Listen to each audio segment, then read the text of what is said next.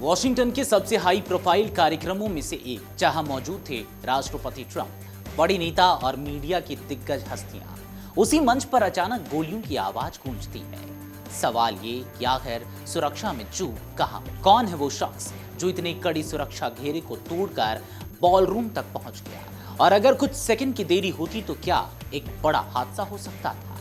और सबसे बड़ा सवाल, मैकेनिकल इंजीनियर, नासा फेलो और टीचर रह चुका यह व्यक्ति आखिर कौन है? क्यों बना ये ट्रंप की जान का दुश्मन? आइए इन तमाम सवालों के जवाब जानते हैं इस वीडियो में। नमस्कार, आप देख रहे हैं अमरुज्वाला.com और मैं हूं आपके साथ आदर्श झा।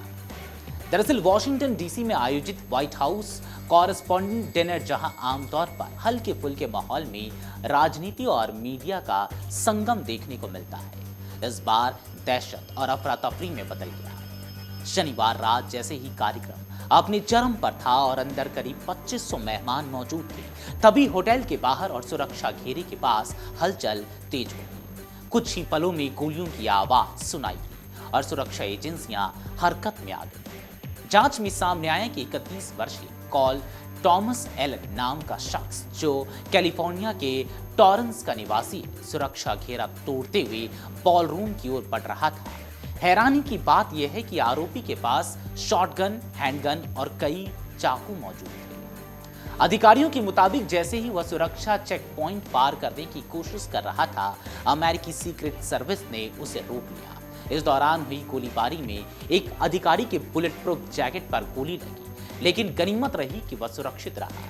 प्रारंभिक जांच में यह मामला लोन एक्ट यानी कि अकेले हमले की कोशिश माना जा रहा है। फिलहाल आरोपी को हिरासत में लेकर अस्पताल में जांच की जा रही है।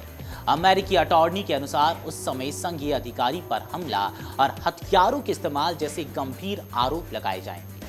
अब अगर आरोपी की पृष्ठभूमि पर नजर डालें तो मामला और भी चौंकाने वाला हो जाता है। कोल टॉमस एलन कोई आम अपराधी नहीं, बल्कि एक शिक्षित और तकनीकी पृष्ठभूमि वाला व्यक्ति है। वह मैकेनिकल इंजीनियरिंग और कंप्यूटर साइंस का छात्र रह चुका है।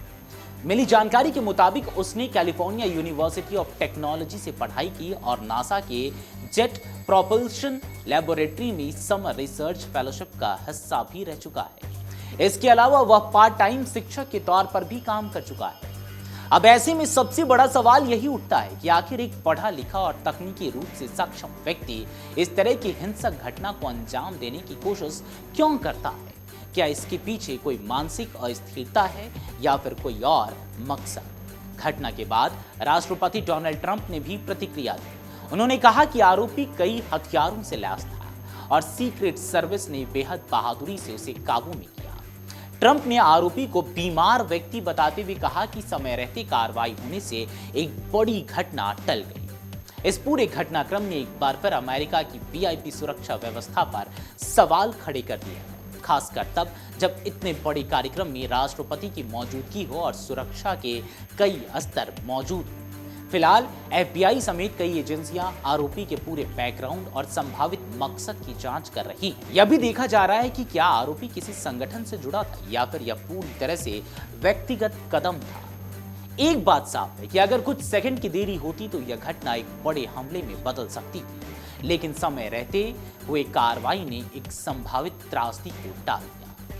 आपको क्या लगता है कि आखिर इतना पढ़ा लिखा व्यक्ति क्यों ट्रंप की जान का दुश्मन बन गया? क्यों उसने यह कदम उठाया? इस पूरे मुद्दे पर आपकी क्या राय है? कमेंट सेक्शन में जरूर बताते जाएं। अगर आप ये वीडियो YouTube पर देख रहे हैं तो हमारे चैनल को सब्सक्राइब कर बेल आइकन दबाएं और Facebook पर देख रहे हैं तो हमारे पेज को लाइक करें।